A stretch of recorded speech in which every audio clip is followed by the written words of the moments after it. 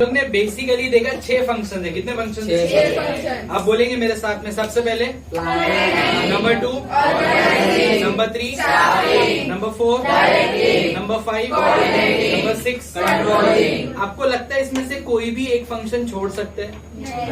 हर function का अपना importance है। क्या है? आप एक भी फंक्शंस को छोड़ोगे तो आपके ऑर्गेनाइजेशन का प्रॉपर ऑब्जेक्टिव अचीव कहीं ना कहीं आप लैक रहोगे, कहीं ना कहीं आपके अंदर कमी दिखाई देगी। समझ में आ गया? अभी हम लोग क्या करेंगे? डिटेल्ड पढ़ेंगे। क्या पढ़ेंगे? प्लानिंग का मीनिंग क्या है और उसका इम्पोर्टेंस क्या है। देखो जरा, प्लानिंग के लिए एक बहुत अच्छी लाइन टेक्स्ट बुक में है। In short, planning is a detailed programme of future courses of action. Short में अगर कोई पूछे प्लानिंग क्या है भाई, तो आपको बोलना है कि फ्यूचर में क्या एक्शन करना है। फ्यूचर में क्या एक्शन, उसका डिटेल्ड प्रोग्राम कर दिया। क्या कर दिया? Detailed programme. आप मुझे पूछोगे सर आपने क्या प्लानिंग की पिकनिक के लिए, तो मैं आपको पूरा शेड्यूल बता दूंगा ना। हम लोग सुबह में यहाँ से कितने बजे निकलेंगे, कौन सी बस से जाने वाले, कहाँ से हम लोग पिकअप करने वाले, कहाँ हमारा डेस्टिनेशन है, पार्किंग किधर होंगी, कितने लोग हैं, कौन मॉनिटर करेगा, क्या क्या होगा, वहां से बीच में लंच ब्रेक हमको कब लेना है, कब हम लोग वहां से निकलेंगे, घर पे कब पहुंचेंगे। ये पूरा डिटेल्ड प्लान किया। कब? अभी कर लिया। किसके लिए? फ्यूचर कोर्स ऑफ एक्शन के लिए। पिकनिक तो जाना है भाई 15 दिन, 20 दिन, 1 महीने के बाद, लेकिन आज बैठ के मैं पूरा का पूरा एनालाइज करके उसका प्लानिंग कर लिया। समझ में? In short, future courses of action का डिटेल्ड प्रोग्राम बना दिया। क्या बना दिया? कंपनी पॉइंट ऑफ व्यू से देखेंगे तो फाइनेंशियल ईयर चलता है कंपनी के लिए, कब से कब शुरू करेंगे। जनरली कंपनीज क्या करती है मालूम है? 3-3 महीने के टारगेट्स लेती है। क्वार्टरली टारगेट्स होते हैं। 3 महीने में अचीव हुआ कि नहीं हुआ चेक करो, 6 महीने में अचीव हुआ कि नहीं हुआ चेक करो, फिर वो प्रॉपरली एक्शन लेती है। बात समझ में आ गई? कंपनी पॉइंट ऑफ व्यू से देखेंगे तो अपना टारगेट कितना था? 1000 करोड़ था। तो हम लोग बेसिकली देखेंगे 1000 करोड़ का टारगेट है। इतने अपने पास स्टाफ है क्या? इतने अपने पास रिसोर्सेज है क्या? इतना अपने पास कैपिटल है क्या? नहीं है तो ऑर्गेनाइज करो। क्या करो? कितना लगने वाला है, कब लगने वाला है, कहाँ लगने वाला है, सब कुछ अभी प्लान होगा। At the beginning of the year, पूरे साल भर की प्लानिंग एक दिन मतलब साल के शुरू में ही कर लेना। बात समझ में आ गई? Planning is the basic function of management. Planning is the basic, इसके बगैर आगे नहीं बढ़ेगा। आप लोग सुबह में उठते भी हो तो दिन भर का कुछ ना कुछ छोटा मोटा प्लानिंग होता ही है। बिना प्लानिंग के आगे बढ़ते हो क्या? नहीं। आप कॉलेज के लिए भी निकलते हो तो प्लानिंग करते हो, कौन सी बस पकड़ना है, कहाँ से पकड़ना है, किसको कॉल करना है, किसके साथ जाना है, कितने पैसे लेकर जाएंगे, वहाँ क्या खाएंगे, कितने बजे निकलेंगे, क्लास कितने बजे टच होंगे, ईच एंड एवरीथिंग प्लानिंग होता है। तो बेसिक फंक्शन है। क्या है? Basic function. Every function of management is based on planning. Her function planning पे बेस्ड है। अगर आपने प्लानिंग नहीं किया तो आप स्टाफिंग कैसे करोगे, आप कोऑर्डिनेशन कैसे करोगे, आप कंट्रोल कैसे करोगे? अपने प्लानिंग नहीं, आपको पता ही नहीं कि करना क्या है। बात समझ में आ गई? तो प्लानिंग सबसे बेसिक फंक्शन है, सबसे इंपॉर्टेंट फंक्शन है। अब अगर इसका टेक्स्ट बुक का टोन देखोगे ना तो हर फंक्शन को क्या बोला है? इंपॉर्टेंट बोला है। और एक्चुअली में हर फंक्शन क्या है? इंपॉर्टेंट। आपको धीरे धीरे समझ में आ जाएगा। It includes deciding the things to be done in advance. पहले से डिसाइड कर लेना कि मुझे आगे 3 महीने में, 6 महीने में, 9 महीने में, 12 महीने में क्या करना है। Planning is an intellectual process. कोई भी किसी को भी प्लानिंग करने के लिए बिठा देगी कंपनी, ऐसे नहीं होता है। कंपनी का मैनेजमेंट के अंदर जो जिनके पास कैपेसिटी होती है, कैपेबिलिटीज होती है, एक्सपीरियंस होता है, उन लोगों को कंपनी अपनी प्लानिंग प्रोसेस में बिठाती है। आओ बैठो, पिछले साल का मार्केट आपने देखा हुआ है, आगे वाले मार्केट को प्रेडिक्ट करो। क्या करो? कोविड के टाइम प्लानिंग का इंपॉर्टेंस कितना बढ़ चुका होगा आप सोचो। अच्छी खासी कंपनी चल रही थी। कब तक? लॉकडाउन कब हुआ था? 21-22 मार्च को हुआ था कुछ, 19-22 वही जो भी 15 मार्च तक। फॉर एग्जाम्पल 31 मार्च को ईयर एंड होता है। लोग सोच रहे थे ईयर एंडिंग होगा और सारी चीजें होगा, लेकिन अचानक से क्या हो गया? लॉकडाउन। उसके 3 महीने के बाद क्या होने वाला है? 6 महीने के बाद लॉकडाउन ओपन होगा नहीं होगा, 9 महीने के बाद होगा, 1 साल के बाद सेम कंडीशन रहेगी। कंपनी क्या करेगी? अपने सारे इंटेलेक्चुअल्स को बिठाएगी। सोचो क्या होने वाला है। ऐसे पहले कभी हुआ था? और क्या अल्टरनेटिव्स है, सारी चीजें बैठ के प्लानिंग करेंगे। तो इसमें इंटेलेक्चुअल्स का काम है। किसका काम है? सैलरी वालों का काम जो बोलता है ना मुझे 9 बजे आना है, 9 बजे एंट्री करूंगा, 5 बजे निकल जाऊंगा, ऐसे लोगों का काम प्लानिंग में नहीं होता है। प्लानिंग इंटेलेक्चुअल प्रोसेस है, 100% डेडिकेशन चाहिए। कैसा चाहिए? 100% डेडिकेशन। लॉजिकल थिंकिंग चाहिए, रैशनल डिसीजन मेकिंग। इंटेलेक्चुअल भी होना चाहिए, रैशनल डिसीजन। रैशनल समझता है एक नॉर्मल पर्सन कैसे सोचता है, वैसे आपको सोचना है प्लानिंग करते हुए। लॉजिकल होना चाहिए आपका प्लानिंग। कैसे होना चाहिए? हाँ, आप कुछ भी बोल रहे हो, कुछ मतलब पिछले साल आपकी कंपनी ने 5 करोड़ कमाया था, कितना? 5 करोड़। इस साल आपका टारगेट क्या होना चाहिए? 10 होना चाहिए। आप बोल रहे हो 200 करोड़। भाई इतना बड़ा तुमने कैसे टारगेट लगे? लॉजिक लग ही नहीं रहा है तेरे प्लानिंग के अंदर, ये तो इनलॉजिकल लग रहा है।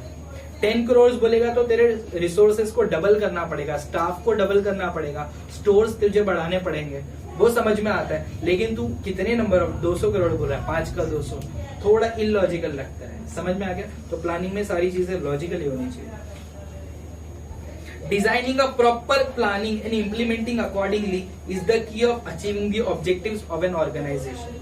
प्रॉपर आप करेंगे तो ऑर्गेनाइजेशन के ऑब्जेक्टिव को क्या कर लेंगे? अचीव। ये 6 के 6 फंक्शन किसके लिए? ऑर्गेनाइजेशन के ऑब्जेक्टिव के लिए। किसके लिए? ऑर्गेनाइजेशन का ऑब्जेक्टिव क्या है? अरे अभी मैंने बोला 1000 करोड़ है, क्या है? इन टर्म्स ऑफ मनी की बात कर रहा हूँ, इन टर्म्स ऑफ मनी। तो आपको याद रखना है सारे फंक्शंस क्यों है? कंपनी के ऑब्जेक्टिव के लिए। कंपनी के ऑब्जेक्टिव मनी टर्म्स में भी डिफाइन होते हैं और अदर देन मनी टर्म्स में भी डिफाइन होते हैं। अभी हम लोग फिलहाल मनी टर्म्स में बात करें। 1000 crore is our target.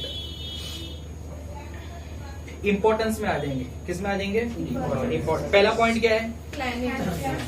Helps to set clear objective. अगर आप प्लानिंग करोगे ही नहीं, अगर आप तो आपके पास क्लियर ऑब्जेक्टिव नहीं होगा। हम लोग शुरुआत से 12th स्टैंडर्ड में तब से हम लोग बोल रहे हैं कि आपको प्लानिंग करनी है, प्लानिंग करनी है।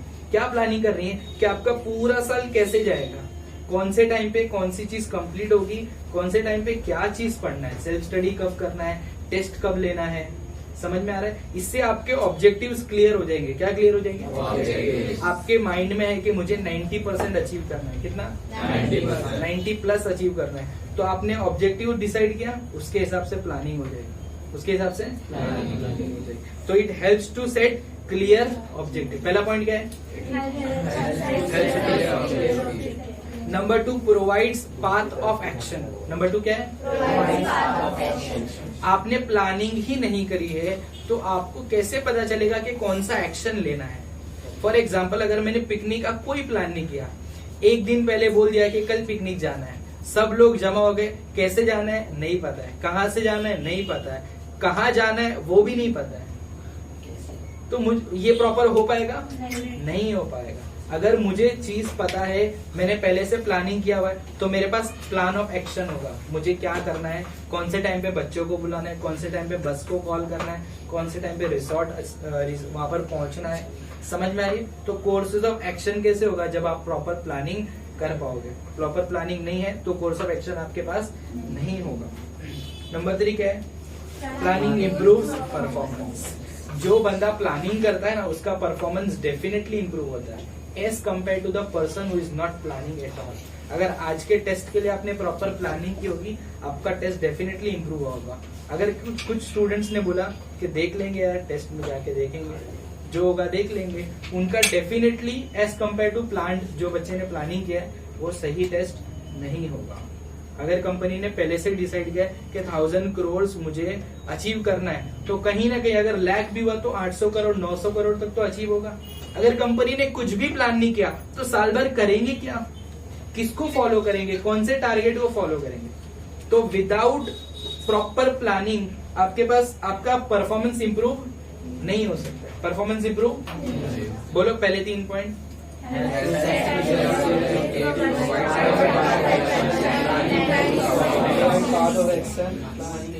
नंबर 4 है मिनिमाइजेस द रिस्क। नंबर 4 क्या है? Minimises the risk. जो बंदा प्लान करता है उसके रिस्क कम हो जाते हैं। रिस्क कम हो जाते हैं। एग्जाम्पल, रिस्क कम होने का क्या मतलब है? जो मैं सोच रहा हूँ, नहीं लॉस का ठीक है, जैसा मैं सोच रहा हूँ वो अचीव हो जाएगा तो मैं बोलूंगा कोई रिस्क मुझे नहीं हुआ, लेकिन वो अचीव होने में कुछ भी प्रॉब्लम हुआ तो मैं बोलूंगा कुछ ना कुछ रिस्क आ रहा है, कुछ ना कुछ रिस्क आ रहा है। तो जो बंदा पहले से प्लानिंग करेगा उसके रिस्क में आने के चांसेस कम है, उसके आने के चांसेस 100% करेक्शन के साथ होने के चांसेस ज्यादा है, क्योंकि उसने पहले से प्लान किया है, उसने पहले से प्लान किया हुआ। तो planning helps in minimising the risk. Number 5 क्या है? Planning leads to optimum utilisation of resource. Optimum का मतलब लिखो ना वहां पर,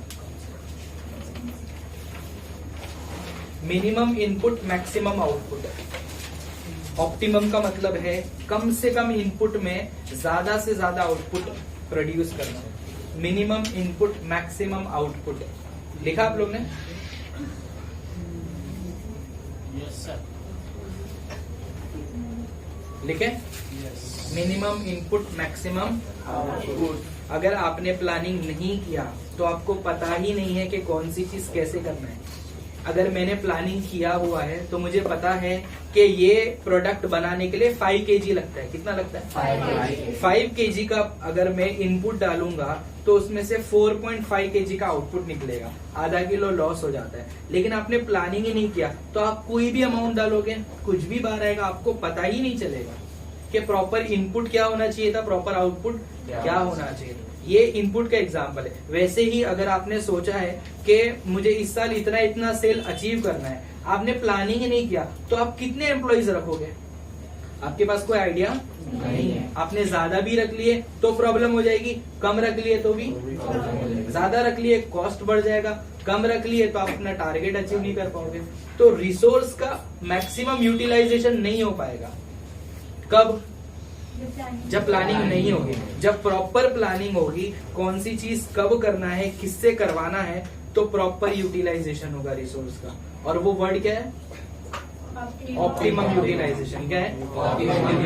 मिनिमम इनपुट मैक्सिमम। कम से कम पैसों में ज्यादा से ज्यादा आउटपुट निकालना, कम से कम लोगों के साथ ज्यादा से ज्यादा काम करवा के लेना, कम से कम मटेरियल के साथ ज्यादा से ज्यादा यूनिट्स प्रोड्यूस करवा लेना, कम से कम जगह के अंदर ज्यादा से ज्यादा यूटिलाइजेशन कर लेना। तो ऑप्टिमम जो वर्ड है वो खाली इनपुट के लिए नहीं है, सब जगह है।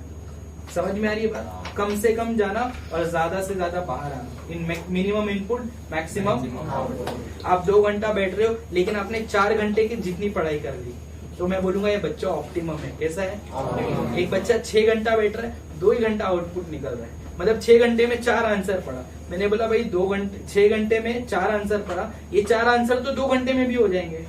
तो तू ऑप्टिमम अपने टाइम को यूटिलाइज नहीं करता। समझ में आ रही है बात? तो ऑप्टिमम यूटिलाइजेशन तब पॉसिबल है जब प्रॉपर प्लानिंग होगी तब। नंबर 6 क्या है? Helps in decision. कोई भी डिसीजन लेना है, आप प्लानिंग नहीं करोगे तो डिसीजन कैसे लोगे? प्लानिंग नहीं करोगे तो कैसे लोगे? तो आपको डिसीजन लेना है, प्री प्लान्ड होना चाहिए, पहले से प्लानिंग होना चाहिए। मुझे ये करना है, हाँ ये डिसीजन ले लो। मुझे इतने यूनिट्स, मुझे 1000 करोड़ बनाने, 1000 करोड़ क्या करने? हाँ सेल्स करना है, तो 1000 करोड़ सेल्स के लिए 1000 करोड़ का मटेरियल ले लो। फॉर एग्जाम्पल 1000 करोड़ का माल ले लिया, अब आप प्रोड्यूस करो तो होगा। अब आपके डिसाइडेड ही नहीं है कि 1000 करोड़ मुझे अचीव करना है, तो मटेरियल कितना लेना है वो कैसे पता चलेगा? उसका आइडिया आपके पास नहीं है। डिसीजन मेकिंग में प्रॉब्लम आएगा, डिसीजन मेकिंग में प्रॉब्लम आएगा। तो जो प्रॉपर प्लानिंग करेगा वो डिसीजन मेकिंग कैसे कर पाएगा?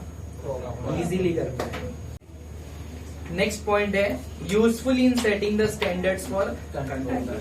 आपको कौन से फेज पर, क्या बोला मैंने? कौन से फेज पर, कौन से स्टेज पर एक्शन लेना है, ये कैसे पता चलेगा? कंट्रोल करना है जब आपके पास प्रॉपर प्लानिंग होगी। फॉर एग्जाम्पल मैंने सेट किया था कि 1000 करोड़ अचीव करना है। कितना? 1000 करोड़। तो 3 महीने में कितना आना चाहिए? 250 करोड़ आना चाहिए। 6 महीने में कितना आना चाहिए?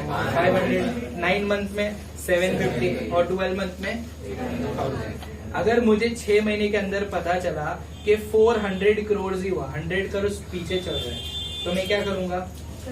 एक्शन लूंगा, कंट्रोल करूंगा। ये मुझे कब पता चला कि मैं 100 पीछे चल रहा हूँ?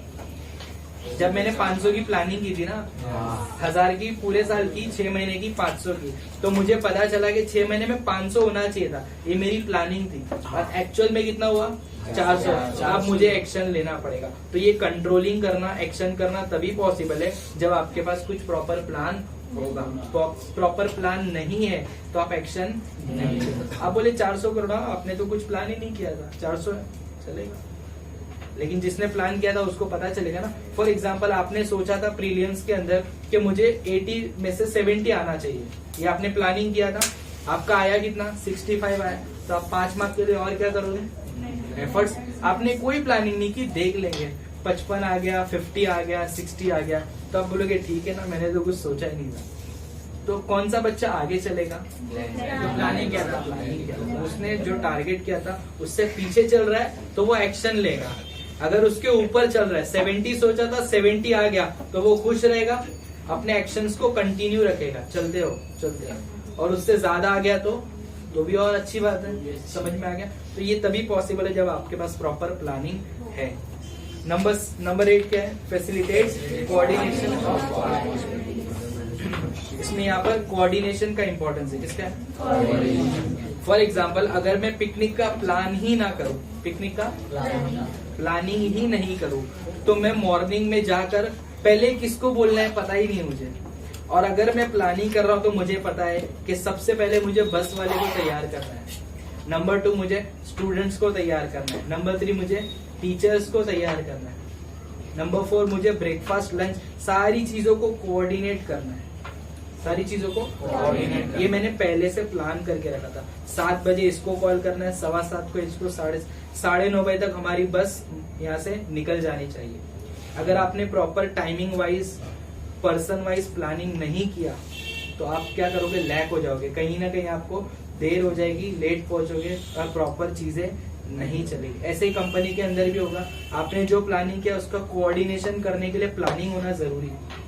आपने प्लानिंग ही नहीं किया तो आप कोऑर्डिनेट कैसे करोगे, किसको बोलोगे, कौन से डिपार्टमेंट को बोलोगे, समझ में आ गया। तो planning helps in coordinating among all the departments, बराबर है। नेक्स्ट पॉइंट क्या है, फैसिलिटेट्स अदर मैनेजमेंट। प्लानिंग है तो स्टाफिंग है, प्लानिंग है तो कोऑर्डिनेशन है, प्लानिंग है तो ऑर्गेनाइजिंग है, प्लानिंग है तो कंट्रोलिंग है। आपने प्लानिंग ही नहीं किया तो अदर मैनेजमेंट फंक्शन बहुत डिफिकल्ट हो जाएगा आपके लिए, समझ में आ रही है बात। नंबर 10 क्या है, प्रमोट।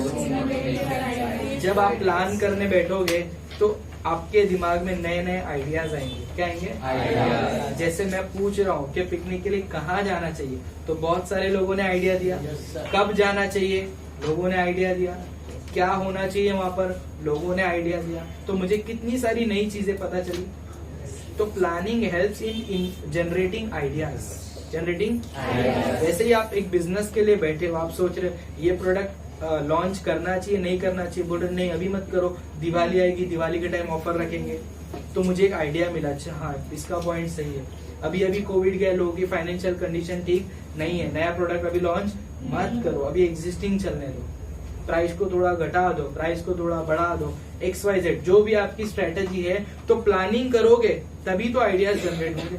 अगर आप प्लानिंग नहीं करोगे, मार्केट में ऐसे ही जाओगे, आप डेफिनेटली मार्केट के अंदर सरवाइव नहीं कर पाओगे, आपको मार्केट फेंक देगा बाहर उठाकर, समझ में आ गया। तो ये कितने 10 पॉइंट्स है, 10 इंपॉर्टेंस है किसकी,